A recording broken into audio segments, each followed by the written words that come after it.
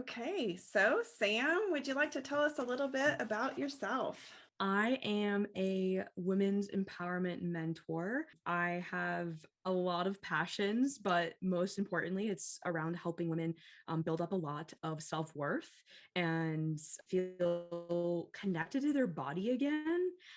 And a lot of the women that I work with are business owners. So you can imagine that like connecting back to your body and feeling confident can just like super skyrocket your business. So Oh, for that's like sure. what I'm most passionate about. Right now, I live in Denver, Colorado, and we will be here for about another week until my fiance and I start living in our van full time, where I will be running my business from the road. And yeah, so that's like, I mean, I feel like that pretty much encapsulates like who I am. I love to travel. I don't know if you're familiar with human design, but I'm a manifesting generator. I'm an Enneagram 7. So I love to travel. I love to meet people.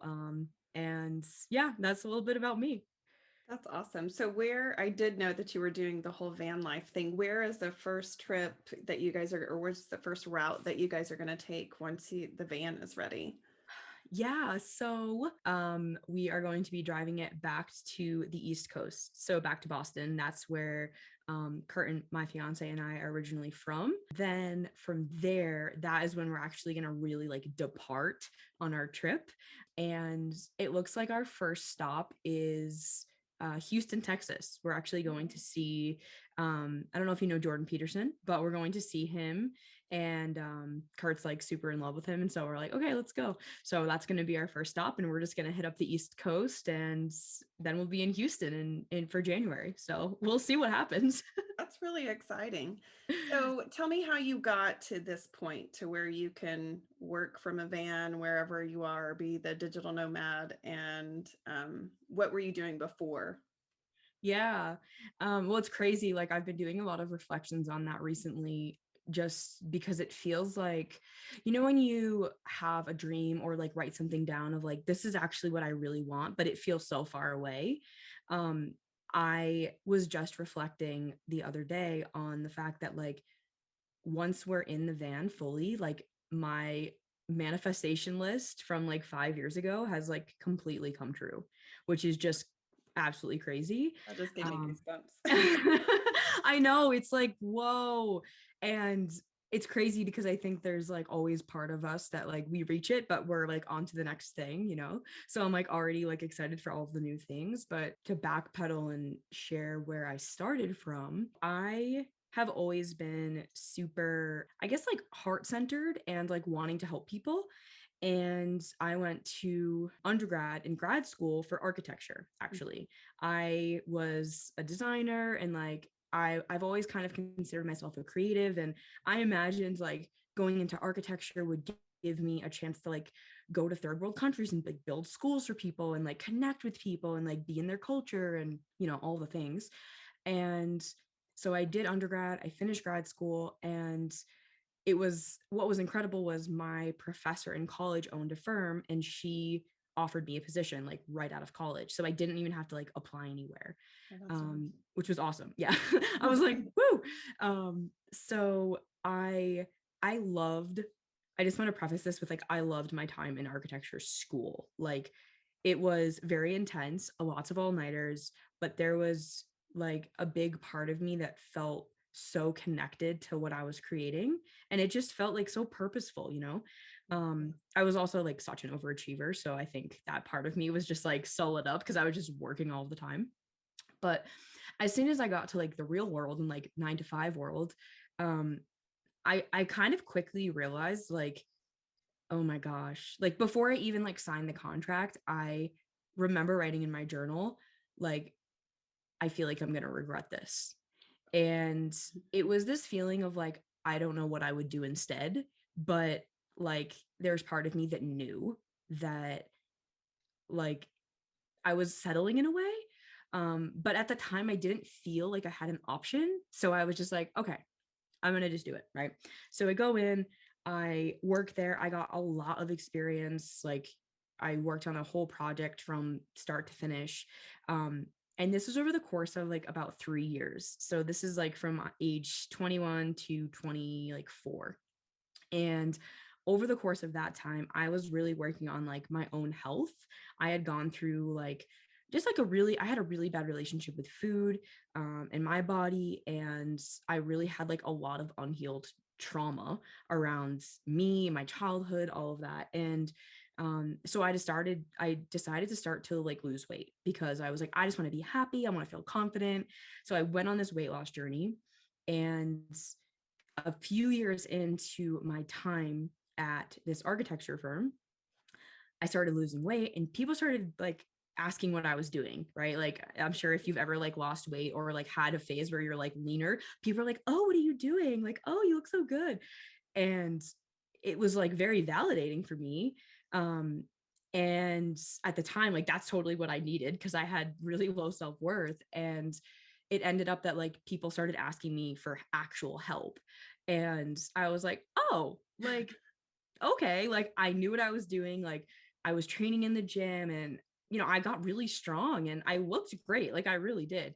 I was mildly obsessed with working out and eating healthy, but that's not where I want to go with the story. The point is like I knew how to help people. And so I decided to get my I decided to like look into nutrition and like what that could be. And um, the gym that I was working at actually asked me to become a personal trainer there, just kind of after seeing my own transformation. And I was like, what's happening? Like these people are coming to me asking me for help. This person's asking me to work at their gym. Like, oh my gosh. So like I was already like I was feeling so burnt out at my job. I was working like 60 to 80-hour weeks, wasn't getting paid for it. Like architecture is such a glorified industry, but like you make shit money. I hope I can swear on this. Oh, you're fine. And like I had a master's degree, and I was like, I was literally just making it, like, because I was living in Boston too, right? Yeah. So like exhausted, and my income was low, and my like expenses were super high. And I remember coming home like multiple evenings just crying, like, and that wasn't normal for me because I was like and who had it all together. um but the job really, like, it was really intense, and I'm an empath and I didn't know that at the time. But all of that together was just like a recipe for me to just have like a mental breakdown. And that's basically what happened. In 2016, this was about 3 years in to my job. And I had just like, I had enough. I like hit the breaking point. I'm sure you can relate to this. And I'm sure that a lots of women can relate to this, where you're just like, I can't fucking do this anymore. I can't do this anymore. Um, and so I was like, okay, I have these people that want to like work with me, and I have these other skill sets. Like I was doing photography, and I was like, I can kind of piece together something. Right, I was right. like, but I literally cannot keep living like this because I was living so hard for the weekends, and I was coming home and just binge watching TV and binge eating. And I was like, this can't be my life. Like, I know that I could have a totally different life. And I had always wanted to be, I didn't even want to be an entrepreneur. That wasn't really it, but I just wanted to do my own thing. I wanted the freedom, and I wanted to travel. And yeah, and I remember reading Tim Ferriss's 4 Hour Work Week. Oh, I've yeah. And that book is amazing. It literally changed my life because I was like, I can do this. Like, I can totally do this. And so I did. In June of 2016, I left my job and I got freelance work, and I was doing some like kind of behind the scenes, like helping people with their fitness. And um, I did that for a few months. I was making enough. It was cool. And then I officially went and got my personal training certification, did that. And then I got my nutrition certification and officially got hired at the gym. And while this was all happening in my brain, I was thinking, like, oh my gosh, like, I am so grateful that I'm not in that world anymore because like I had too much energy to sit behind a computer. And witnessing my boss, who was like at the office until like 8 or later, checking email, and I knew that that was not the life I wanted. Like I that was it for me. I was like, I'm going to turn 60 and be checking my email at 8 p.m. in an office. Hard pass. Yeah, I was like, no, I want to be on the beach with like a drink in my hand and like in a bikini. Like, come on. um and the other piece too that I forgot to mention is like, before I left, they wanted me to take over the firm. Like they were hoping that I was going to like take this. And I was only 25, right? But they saw obviously that I had a lot of work ethic and like that I could have. And that would have been a huge opportunity for me because it was like a great firm, downtown Boston, like it was known, and I could have had that life. And I think that I chose the very, very unknown path, but I knew that like I had to trust my gut. I had to trust my gut, and I did. And I went on to, become a personal trainer and then a nutrition coach. And then in 2019, I went full time in the online space, and now I'm a full time online coach. And I help women with a lot of things from business to body image to weight loss to just empowering themselves financially too. And yeah, so that's kind of like the short, condensed version as much Yeah. as I could. So so the long working hours, the looking at your boss and seeing like this is not what I want. Was there anything else like within that corporate environment? I mean, I know that architecture tends to be like male dominant. So, I mean, was it just a combination of everything or was there? Yeah, that's a great question. I think that a lot of it was the environment. Like it was like the environment, the lack of boundaries, and just this energy of like I had to prove that I was like talented enough or good enough to be here and like earn my spot, when I was like, this is totally messed up. Like you're taking advantage of the fact that I'm young and I have a lot of energy and I don't have a family yet. But like it doesn't mean that my happiness is any less valid. Right. And I just remember I would go home and just I was so depressed. Like I have letters in my phone because that's like I would write notes on the train ride home of like suicidal thoughts, and like I was so unhappy, and I didn't even realize how bad it had gotten until I got out of it. And I was like, how did I let myself live in that environment? It was so toxic. It got to the point too where there was one moment, which I'll share just like as little detail as possible, but you can get the point, where one of the people that worked there like was verbally abusing me, and like it got to the edge of like almost like physical abuse if I hadn't like put my arm up. And I was like, this is not okay. If I am ever a boss one day, which I am now, I'm like, I will never treat my employees like numbers, right? Or like these little robots. Like they're humans, they're souls, like with hearts. Yeah. And there was just like a lack of sensitivity. I think that was like one of the biggest things. I was like, how am I getting treated like this? And I was allowing it. That was the crazy thing. I just didn't realize it then. Yeah. It's almost like, have you heard that analogy of like boiling a frog or something where you put them in the pot and it just gets warmer and warmer? And it's like that to where it just kind of, you don't really notice the buildup. And then all of a sudden it's just too much. Yeah. And that's what it was for me, for sure. Wow. So part of me is like, one of the reasons I was really excited to talk to you specifically was my daughter is in architecture school. She's a freshman right now. Oh my Um, gosh, that's amazing. and she's interested in van life and the whole thing. So I'm like, okay, I'm going to ask all the questions. Yes, please do. So whenever I know that I'm just trying to figure out if you're working like 60 hours a week and like how did you find the time to even go to the gym and even start down that process whenever like mentally and physically you're just so exhausted? That's a great question. I think about it now, like I'm 31 now, and I'm like, how in the hell did I do that? Like, kind of crazy. But I think that like the real reason why I wanted to lose weight is because somebody had made a comment about me, and like it was actually my boss. And she was like, "You're a lot more fit than you look." And it really just like was such a knife to the back, because I knew that, like I knew I was like overweight. I knew that I had like a problem, but I was just avoiding it and ignoring it. And I think when she shared that with me, I there was part of me that was like, "Oh hell no. Oh hell no." And I'm very determined. Like that is definitely one of my strengths. And I remember just like every day I would literally go there to kind of prove her wrong.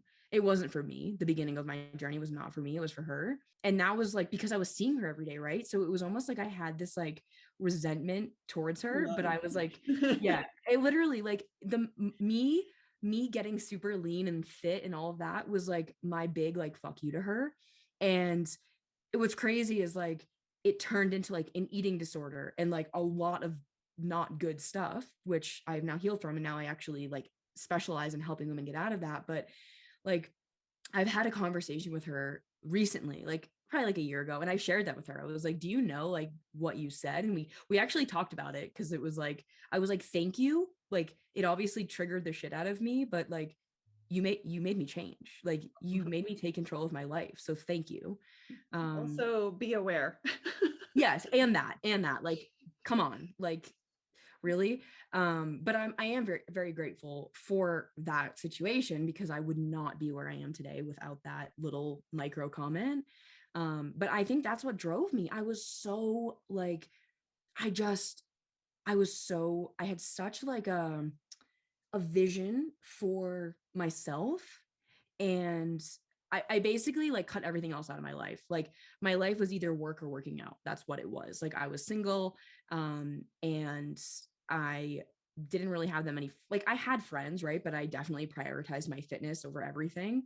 And I wouldn't say I had a healthy relationship with fitness, but like I went all in on it, and that was my personality then, like all or nothing. So I think it was kind of like I had just had my blinders on to like, okay, fine, fine. And I just went for it. Yeah. But I guess it's the power of determination and really like deciding what's a priority. And for me, it was a priority. Yeah. So that's interesting that you say that it was like all or nothing, because I've heard you talk. I think the way I found you actually is something you made about on Instagram about ADHD. And Mm-hmm. so like that seems like to be so focused and then to have the ADHD, that just seems like counterintuitive. So is that like something that you've struggled with? And tell me about that. Yeah. So, I mean, I think here's the thing. I think that like ADHD, it's not like something that you just like get later in life. It's like you're born with it, but there's environments that help minimize like symptoms, right? Or minimize like how it shows up. And one of the biggest things for anyone with ADHD is having structure. Like you need structure in your life. And so that's great when when you have a job, right? When you have habits, when you have rituals and routines. And so for me, my like routine and my structure was go to work, go to the gym, and then go home. So it's like I couldn't avoid it. Like I like basically just like set myself up. And the way that I got motivated was by meeting people at the gym that like I actually liked, right? So it was like the community piece. That was what motivates me. Like that just got me excited to show up and like feel part of something bigger than me when I was kind of feeling lost and like super unmotivated. And so I think that was the thing that kept me focused, and the fact that like this is a physical transformation, so you can see it visually, so you can like stay the course in a way, because like you're seeing the progress, and we're such visual people. So like yeah, for me that was like, and I just started to feel amazing, and I was like I was starting to like love myself, and I was like, whoa, this is cool. Like I think that was really it. It was like this addiction of like I've never felt this empowered before in my entire life. Like I want to keep coming back here. I want to keep getting stronger, and I want to like see myself continuing to like get better. So I think that truly was like that overpowered any like lack of focus or whatever.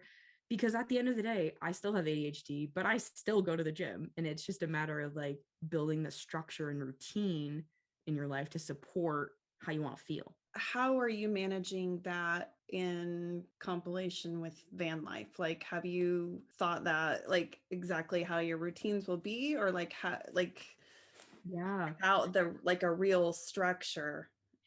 Yes. So this is something that I have thought a lot about because I'm like, this is probably the thing I'm the most, I don't want to say nervous about, but just like the most aware of like it could potentially go really south.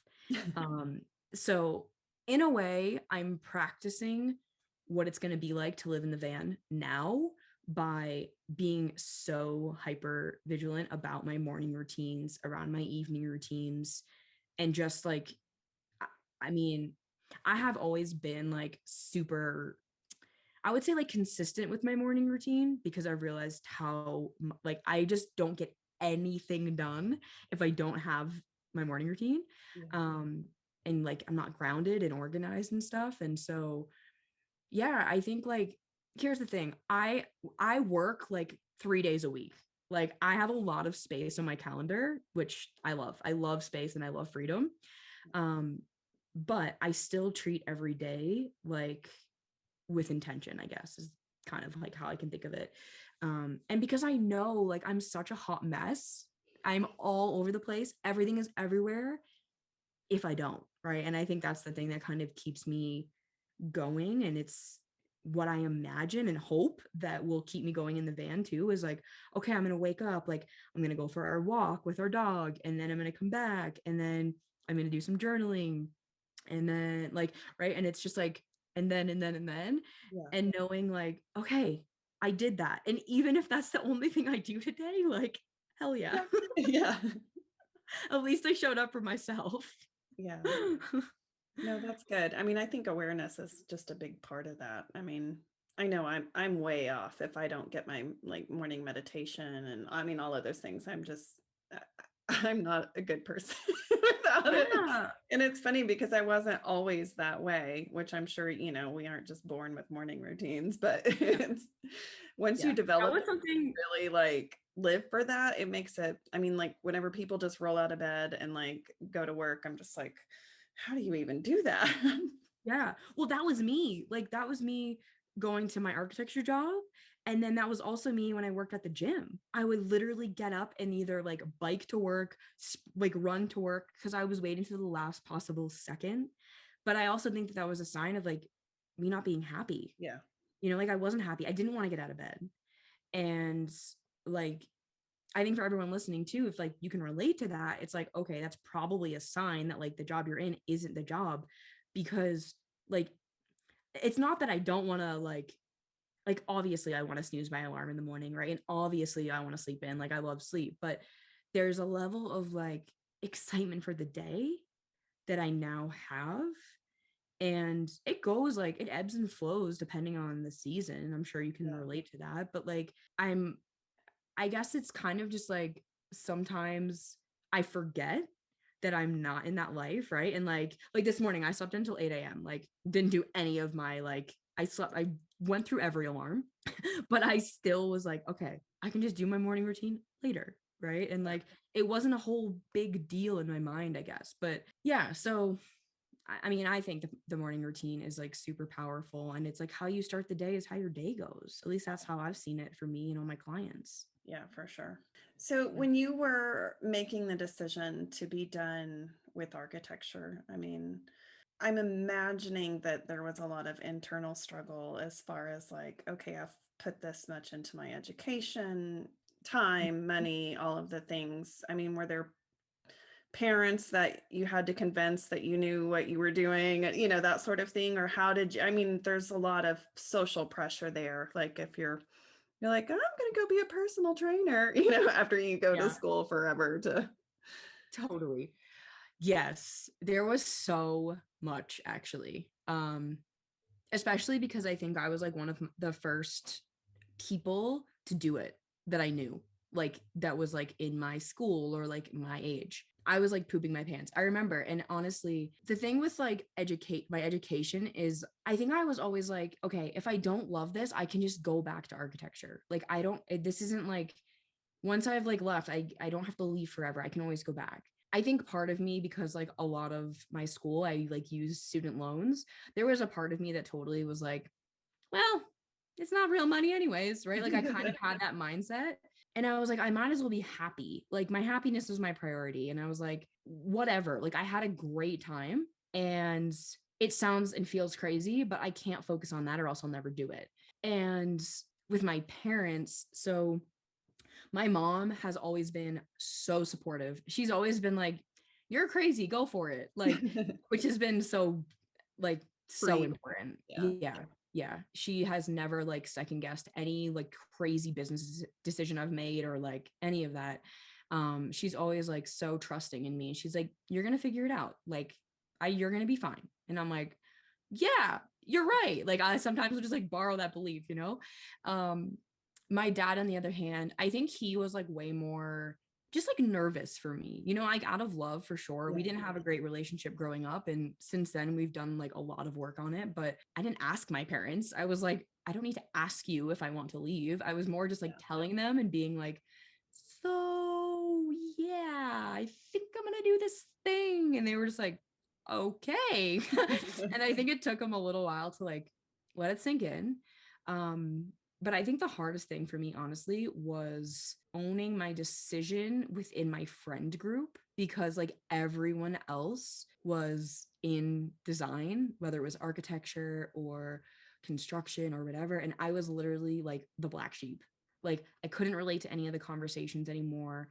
And it felt like I was like isolating myself, you Yeah. know, and that was like, that was really, really hard. And I think that honestly took me like 2 years to get over, truly. And it still affects me to this day. Like I still think about like all of the friendships that I don't really have as much anymore because like we just don't have anything to talk about anymore, Yeah. you know? And it's like, and that's okay. But I think for me, that's been super hard to just like let go of those friendships or even just let them be, you know, like not need to Yeah. like always be nurturing them and like pretending like we have something to talk about. So yeah, there was a lot of internal struggle. And I think truly my ex-boyfriend at the time, he was like one of the main like facilitators for me actually in like leaving because he saw how unhappy I was and he was like, you are such an inspiration to other people. Like you can do this. You can 100% do this. You can 100% do this. And he just kept like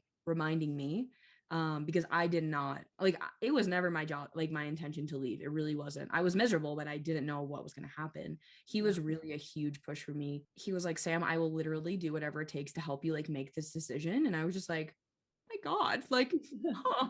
And he is a huge part of my story and he knows it. Like we still chat time to time. But yeah, I think that was like the big push for me, knowing that like the worst thing that could happen is I just go back.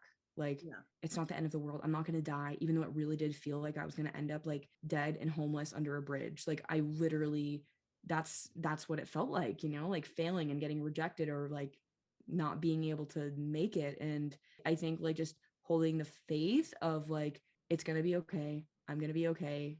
Like it's all going to work out.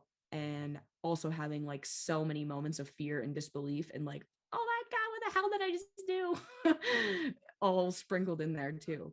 So tell me about the transition from like working in a gym, personal trainer to what you're doing now, because I know obviously you're making the money that you weren't making in architecture now. Tell me how you replaced that income. Yeah, so I found a online like community group before I like made this plunge into the online coaching world. And I feel like I had a lot of mentors and positive influences that were successful. And I was basically just copying what they were doing. And which was like putting out content every day, sharing content every day, no matter what. Like, no matter if I was sick, no matter if I didn't feel like it, like I showed up every day. And I remember not wanting to, Yeah, I was gonna but say that in itself as a feat. I'm trying, that's where I'm at now. It's like, oh, yeah. And it's like, it took a lot of like me getting over like perfectionism and like fear of being seen and fear of failure and fear of being rejected and like all of your fucking childhood trauma just surfacing. I feel like that's our businesses. Our businesses are literally like our spiritual awakenings. Yeah. And I just did it. Like I stopped thinking about it and I just did it. And I was like, okay, if this dude he had like 500,000 followers on Instagram, it was crazy. Like I don't know how much money he was making. It didn't matter because like for me, it wasn't even money. It was more just like, just give me enough money so I can exist, please. I Right, right. just need to like sustain myself. Um, and I did that, and I never asked for a sale. Never. Like I didn't even know anything about selling. I didn't know anything about marketing. I didn't know anything about like launching or programs or any of that. All I did, this feels so crazy because I'm like, all I did was post a piece of content a day. And then I had an application on my website. And then the application or my website was in my bio. And that is all I had. And all I did was share content, share client results. And I always had a full roster of clients. It was crazy. Like, I also think I didn't have any limiting beliefs around money or like business yet because I just started, right? I was a total noob. I was just like, woo. And it was great. I literally had such a full roster of clients that I couldn't handle it. And I was like, oh my God, I can't do this anymore. And then I had to kind of change my business model to be more of like group coaching. Yeah. But what ended up happening was like I realized that truly my personal key to success is consistency, like in all part of my life. Like I need to consistently eat vegetables. I need to consistently sleep. I need to consistently show up on Instagram. I need to consistently podcast. Like because that's how we build trust and that's how we build like safety with our people. And like I have done a lot of things wrong in business, especially like because my heart has been more on helping people rather than making money. And then like it kind of, then I was like, oh, money.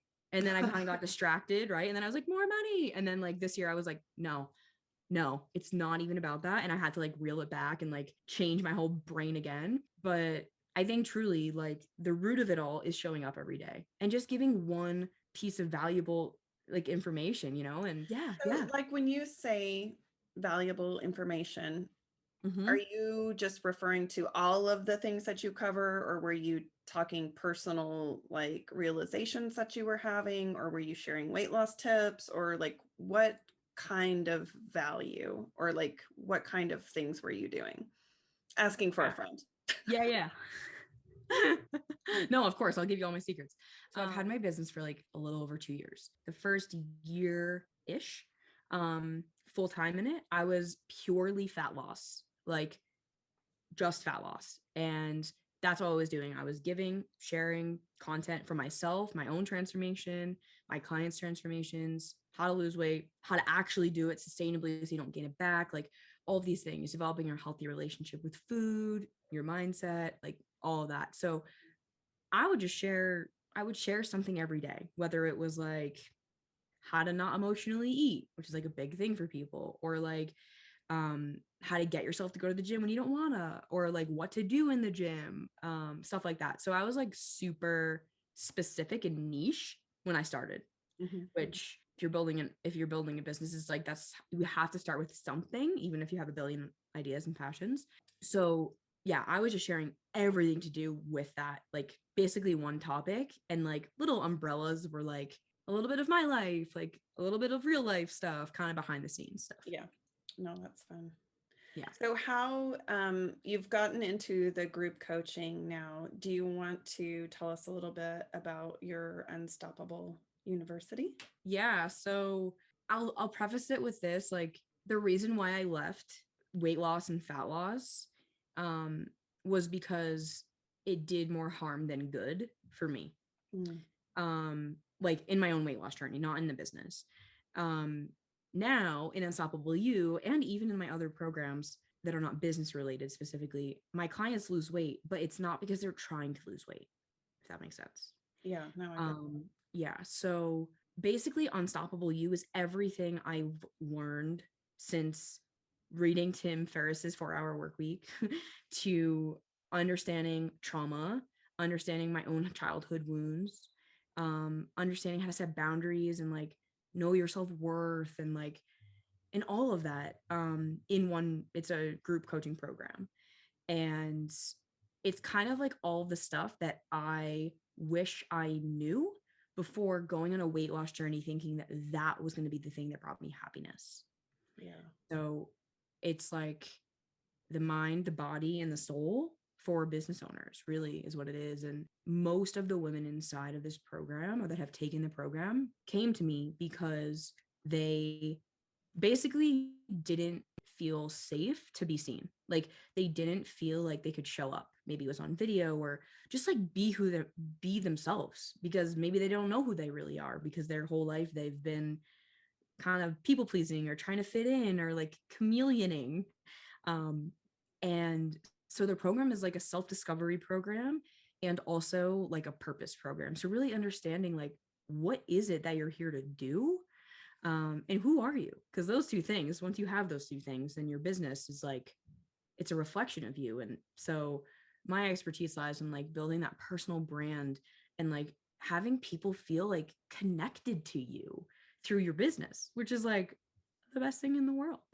Um, so yeah, that program is like hands down my favorite thing. I mean, everything's my favorite, but like I sound like Elf. Everything's my favorite. But I think Unstoppable You just has such a big place in my heart because like it got me out of a depression. It got me out of anxiety. It helped me heal anxiety. Like, yes, I still have moments of being anxious and whatever, but I no longer hate myself. Like there's this like whole nother level of self-worth. And that's always like the biggest result in the program, which it's kind of just like about what we're talking about today, even is just like knowing you're worth it, knowing that your happiness is like the most important thing, and like saying no to anything that's not a fuck yes. Yeah. Truly. So tell me some of the things, if you want to share, what was on your list of your manifestations that you wrote down 5 years ago? Yeah. Oh my gosh. So I remember that one of the main things was um working from anywhere. I wanted to like be a nomad. And I didn't know if that meant like on my own or like with somebody else or for somebody else, but I totally knew that like I just wanted to get out of the desk. Yeah. um One of the big things was like I want to meet somebody that like is a adventurer. Like I'm totally an adventurer and I just love to like go places. And so at the end of 2018 I wrote this down and I was like super clear on like who I wanted to call in, like what he was like, how he treated me, what his interests were. And then I don't know, 8 weeks later, something like that. I'm not really sure exactly like how much time had passed, but it wasn't that long. I was in this like spree of asking out dudes. Like I was just like, fuck it, I don't care. I'm asking them out, right? So I was asking out guys, and then I asked one out. We went out, and I was like, he is so boring. But there was part of me that was like, maybe I should like make it work. And like he said yes, so like maybe he's it, like this whole like maybe. And then I was like, Sam, get it together. Like if he's not a fuck yes, he's a no, right? So like ended that. And then it was so random. So I was still working at the gym at the time, and my friend was telling me about this axe throwing bar that was like kind of local to the gym. And I was like, oh my God, that sounds so fun. And this was like way back when axe throwing was like just a new thing. And I was like, I want to check it out. And he was like, they have a league, like you can sign up for a league. And I was like, no way. I'm like, that sounds so badass and also so random, but like something I would totally do. I would So totally put that on a resume. Like, for real, I hope I get to apply somewhere at some point so I can add that. um, but I ended up signing up for the league. I was just like scoping out the scene and I was like, ooh, who's single? Like I was like on a mission. And then Kurt, my now fiance, was there, but he was there with a girl. So I didn't think he was single. So I asked the girl he was with, I was like, oh, how long have you guys been together? And she's like, oh, we are not together. Like, I was like, oh, okay. And he's like, no, no, no. Like, I'm just his wing woman. Like, he's on the hunt or something like that. And I was like, what? that's funny. So, like a week later, I told one of my friends, and she's like, oh my God, you have to ask him out. And I was like, I'm gonna like poop my pants, but I'm gonna do it. And I saw that he had a Ganesh tattoo on his shoulder, and he was like talking about it, and he's like, oh yeah, like I went to Nepal with my dad and he climbed Mount Everest, and like I was just like, whoa, this dude is like, Adventure oh check. yeah, yeah. I was like, yes. So I asked him out. I was like, hey, it was like the very end of the night, and like we were all leaving, and I was like, hey, I was so awkward. I remember I was like, so would you like maybe want to go out with me like for a coffee or something? And like I'm 5'1" and he's like 6 feet. And I was just like, I remember like looking up at him, and he like looked me dead in the eyes, and he's a Scorpio. He's like he has like an intense energy, and he like looked into my eyes, but like into my soul, and he was like, yes. But yeah, so then we met, and then our date turned into like a 4-hour thing, and then it was like, yeah, now it's been like almost 3 years that we've been together, and we just hit our like 1 year engagement anniversary. So yeah, that was a huge manifestation that like has just so amazing, because we've done a lot of work on our relationship. I've been so triggered in our relationship, done so much healing, and um yeah, it's been really good. I'm sure you can relate, like as it relates to like you in business or like things that trigger you. It's like you hate it, but simultaneously you're grateful because it Yes. makes you better. And um so yeah, I think that his like he's just been such a good mirror for me, and it's helped my business. Like it's just helped me be a better person, you know? Awesome. Well, that is Yeah. really fun. Well, is there anything else that you want to share or would be relevant? Yeah. So, I mean, a lot of women that are listening right now are in corporate jobs wanting to leave. Is that like that they're Yes. like, they're in this like stage of like, go for it, like, but freaking out? I would say, like, if I could give my old me that advice, it's like, have a bridge job, which is what I did for that, like, design and photography kind of on the side, so that Mhm. you're not putting so much pressure on yourself to be successful. That way you can serve and show up in your business from a place of like overflow, you know? And I mean, secondly, it's like find a mentor. Truly, like I would not be where I am without all of my mentors. I've invested a lot of money in mentorship. Um, a lot. It's like if you find somebody who is where you want to be, it's like, why wouldn't you want to buy their brain, you know? Right. And I've just done that. Like every time I'm feeling like, oh, I'm just feeling so stuck, or like I want this thing, but it's kind of this like like this split energy. For me, the move is always like, okay, I know that my next level lives. It's like it's there, but it's like I just need somebody to believe in me more than I believe in myself. The whole And that's what time. I do for my clients. It's like I know you don't yet maybe fully believe in you, but I believe in you. Just borrow my belief. It's kind of like when my mom was like, "You got it." I was like, "Yeah." Right? Or my ex, I was like, "Yeah." Like, and I think that's truly like how it works, is like somebody else has to see you before you see you, right? Like I didn't see my potential, or I didn't see my skills or any of that. And I still don't, to the degree that other people do, Yes. because of course I don't. I see all my like flaws and blind spots and like things that I'm like, oh my God. But one of the most like invaluable things you could ever do is truly like have somebody who's on your team cheering for you, who's not your spouse, Yeah. because they don't get it, like, and you need an objective perspective.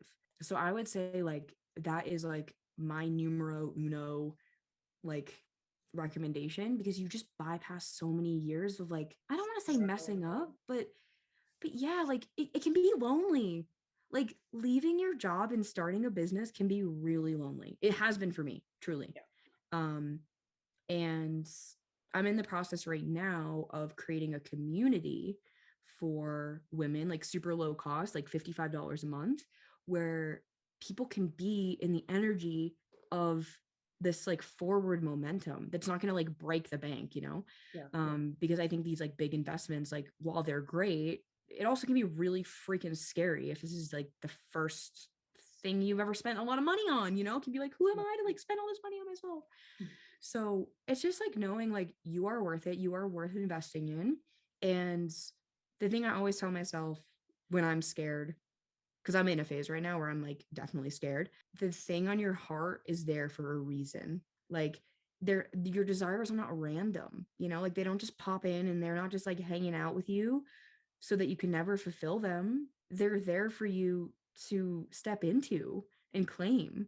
And it's going to be on your heart for the rest of your life. Like we only have one of those, you know, we only have one life. I mean, I'm sure there's afterlives, but at least right now, you know, like we are safe right now. And I think that's where like our power really lies is in the present moment. And it's like, okay, I'm safe right now. That's what matters.